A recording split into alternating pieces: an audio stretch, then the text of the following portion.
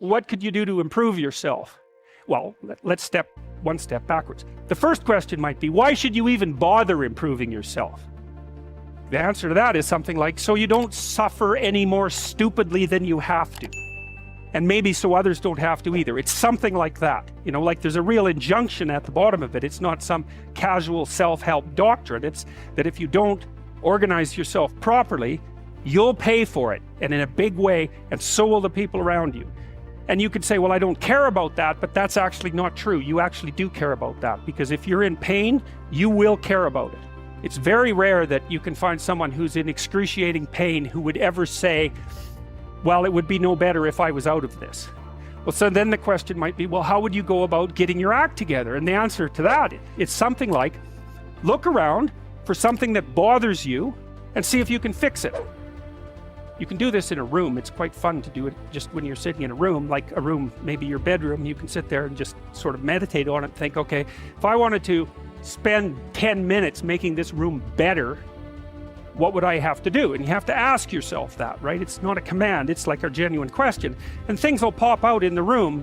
There's a stack of papers over there that's kind of bugging you, and you know that maybe a little order there would be a good thing. And there's some rubbish behind your computer monitor that you haven't attended to for like 6 months. And if you allow yourself just to consider the expanse in which you exist at that moment, there'll be all sorts of things that'll pop out in it that you could just fix.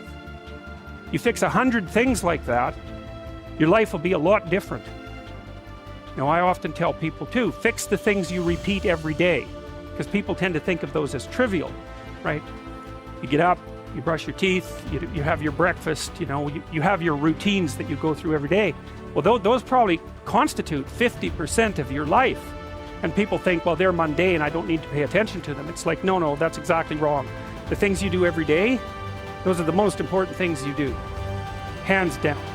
Once you've got your mind and your emotions together, and once you're acting that out, then you can extend what you're willing to consider yourself and start fixing up the things that are part of your broader extent. Your mind is a very strange thing. As soon as you give it a name, a genuine aim, it'll reconfigure the world in keeping with that aim. That's actually how you see to begin with.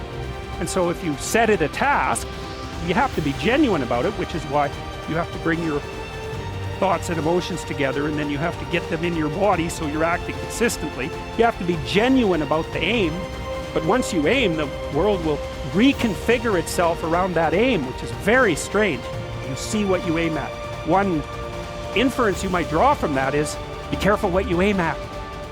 What you aim at determines the way the world manifests itself to you. And so if the world is manifesting itself in a very negative way, one thing to ask is, are you aiming at the right thing? Now, you know, I'm not trying to reduce everybody's problems to an improper aim. There's a random element to being, that's for sure. But it's still a great thing to ask. Ask and it shall be given you. Seek and ye shall find. Knock and it shall be opened unto you. For everyone that asketh receiveth, and he that seeketh findeth, and to him that knocketh it shall be opened. People's lives aren't what they would like them to be. And so then you ask, why? Well, forget about tragedy and catastrophe, because that's self-evident, and we're not going to discuss that. But one of the main reasons that people don't get what they want is because they don't actually figure out what it is.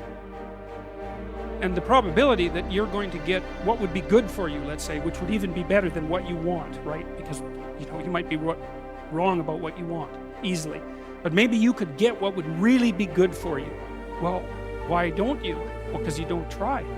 You don't think, okay, here's what I would like if I could have it. And I don't mean in a way that you manipulate the world to force it to deliver you goods for status or something like that. That isn't what I mean.